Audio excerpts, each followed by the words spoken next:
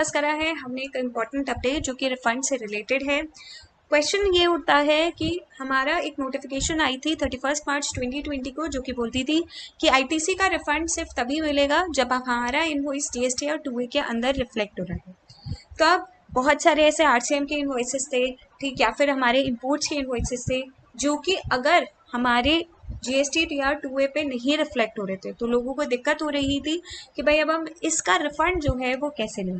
तो गवर्नमेंट जो है उसने निकाला है एक सर्कुलर जिसके अंदर उन्होंने क्लैरिफाई करा है कि कैसे वो इनवॉइसेस जो कि जीएसटीआर 2A में नहीं आ रहे हैं उनका जीएसटी रिफंड जो है वो क्लेम कर सकते हैं। देखते हैं हम इस वीडियो को।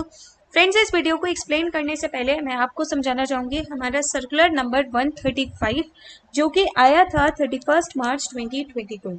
ये जो मेरा सर्कुलर है ये बात करता है कि अगर हमारे इनपुट इनवॉइसेस हैं, हमारे कुछ इनपुट इनवॉइसेस जो कि मान लीजिए मेरे कुछ इनपुट इनवॉइसेस जो हैं वो जीएसटीआर 2A में आ रहे हैं और मेरे कुछ ऐसे इनपुट इनवॉइसेस हैं जो कि जीएसटीआर 2A में नहीं आ रहे हैं। तो जो मेरा सर्कुलर होता था वो सर्कुलर ये कहता था कि आप सिर्फ जीएसटी का रिफंड उन इनवॉइसेस के अगेंस्ट ले सकते हो, उस आईटीसी का जीएसटी का रिफंड ले सकते हो अगर वो आपकी जीएसटीआर 2A में आ रहा है। तो अगर मेरा मान लीजिए कोई इनपुट इनवॉइस है जो कि मेरा जीएसटीआर 2A में नहीं आ रहा तो मैं उसका आईटीसी का रिफंड जो है वो नहीं फाइल कर सकती थी एज पर सर्कुलर जो कि आया मेरा 31 मार्च 2020 को। अब इसके बाद लोगों को दिक्कत होने लगी। उन्हें दिक्कत इस बात में होने लगी कि मान लीजिए मेरे कुछ ऐसे इनवॉइसेस हैं, इंपोर्ट के इनवॉइसेस हैं जिसके अंदर मेरा भाई जीएसटीआर 2A पे वो मुझे नहीं दिखेगा, या फिर मेरे आरसीएम के भी ऐसे इनवॉइसेस होंगे जो मुझे जीएसटीआर 2A पे नहीं दिखेंगे। तो अब इनका आईटीसी जो है वो कैसे लिया जाए। डिपार्टमेंट जो था इन आईटीसी को जो कि आरसीएम पे ले रहे थे या इंपोर्ट पे ले रहे थे जो कि जीएसटीआर 2A में नहीं आ रहे थे, डिपार्टमेंट इन्हें रिजेक्ट करने लगा था एज पर सर्कुलर नंबर 135। तो अब इन इनपुट इनवॉइसेस का कैसे रिफंड लिया जाए, इसके लिए जो हमारा डिपार्टमेंट है उसने निकाला है एक सर्कुलर। ये जो सर्कुलर है ये आया है सर्कुलर नंबर 139 जो कि आया है आपका 10 जून 2020 को।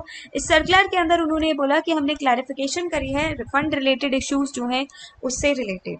उसने ये बोला कि इनवॉइसेस जिनकी डिटेल्स रिफ्लेक्ट नहीं हो रही है फॉर्म जीएसटीआर 2A में उससे रिलेटेड काफ़ी रिप्रेजेंटेशंस जो है वो आई। यहाँ पर उन्होंने पॉइंट नंबर 2 जो है उसके अंदर सर्कुलर नंबर 135 जो है उसे एक्सप्लेन करा। उन्होंने ये बोला सर्कुलर नंबर 135 जो था उसके अंदर गाइडलाइंस आई थी आईटीसी के रिफंड के related under section 54 sub section 3।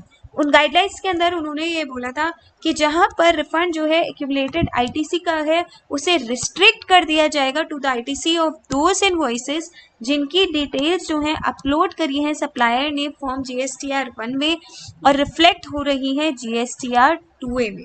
तो यहाँ पर जो मेरा सर्कुलर था 135 उसने सीधा सीधा ये बोल दिया था कि सिर्फ उन चीज़ों का रिफंड मिलेगा जो कि आपके जीएसटीआर 2A के अंदर आ रहे होंगे।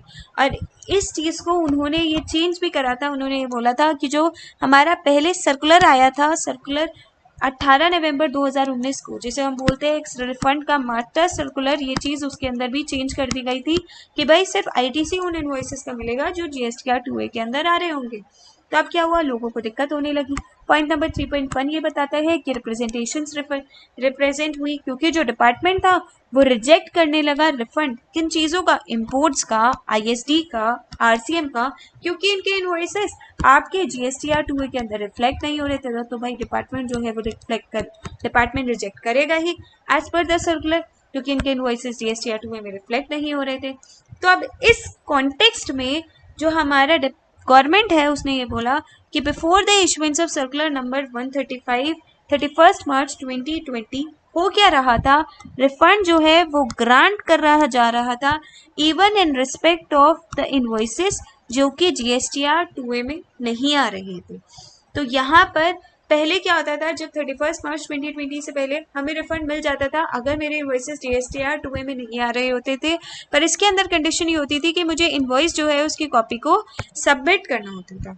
तो यहाँ पर गवर्नमेंट जो है उसने क्या बोल दिया, अब गवर्नमेंट ने पॉइंट नंबर 4 के अंदर ये बोल दिया कि अफॉरसेड सर्कुलर, मतलब कि जो सर्कुलर है circular number 135 it will not impact in any way the refund of ITC जो कि अवेल कर रहे हैं हम इंपोर्ट्स के लिए, आईएसडी के लिए, या फिर जो आरसीएम की सप्लाईज हैं उनके लिए। तो अब अगर हम इंपोर्ट्स, आईएसडी और आरसीएम की सप्लाईज इनके लिए कोई रिफंड ले रहे हैं तो सर्कुलर नंबर 135 जो है ये इम्पैक्ट नहीं करेगा। इसका मतलब कि जैसे पहले होता था treatment, that will continue to be same as it was before the issuance of circular number 135 dated 31st March 2020। तो इसका मतलब 31 मार्च 2020 से पहले जैसे रिफंड मिलता था वैसे ही रिफंड अब भी मिलेगा। तो पहले कैसे मिलता था, पहले क्या होता था, पहले हमें एक इनवॉइस की कॉपी देनी होती थी और उसके बेसिस पे हम रिफंड जो है वो क्लेम कर लेते थे। तो अब भी सर्कुलर नंबर 135 जो है मेरे आरसीएम के सप्लाईज जो होंगे, जो मेरे आईएसडी के सप्लाईज होंगे और जो इम्पोर्ट्स होंगे, सिर्फ इन 3 चीज़ों के लिए रिलैक्सेशन जो है वो दी गई है। यहाँ पर वो ये बोलते हैं इम्पोर्ट्स, आरसीएम की सप्लाईज और आईएसडी, इनका आईटीसी हम क्लेम कर सकते हैं और उस आईटीसी के रिफंड के लिए हमें सिर्फ इन्वॉइसेस जो हैं उसकी कॉपी को फर्निश करना होगा। हम इन्वॉइसेस देंगे और आईटीसी का रिफंड जो है हम वो क्लेम कर लेंगे। तो फ्रेंड्स, ये थी हमारी अपडेट, ये था हमारा नया चेंज। ये जो मेरा नया चेंज है ये हमारा जो नोटिफिकेशन, जो हमारा सर्कुलर है उसके अंदर गवर्नमेंट जो है उसने क्लियरली ये क्लैरिफाई कर दिया है कि अब आरसीएम, इम्पोर्ट्स और आईएसडी उसके रिफंड के लिए हमें जीएसटीआर 2A जो है उससे इन्फॉर्मेशन को मैच नहीं करना है। इन तीनों चीज़ें के लिए सिर्फ हमें उसके इनवॉइसेस जो होंगे उसे फर्निश करना होगा। तो फ्रेंड्स, ये था हमारा रिफंड से रिलेटेड अपडेट। फ्रेंड्स, अगर आपको ये वीडियो अच्छी लगी हो तो आप इस वीडियो को ज़्यादा से ज़्यादा अपने फ्रेंड्स में शेयर करें और मेरे चैनल को सब्सक्राइब करें। Thank you.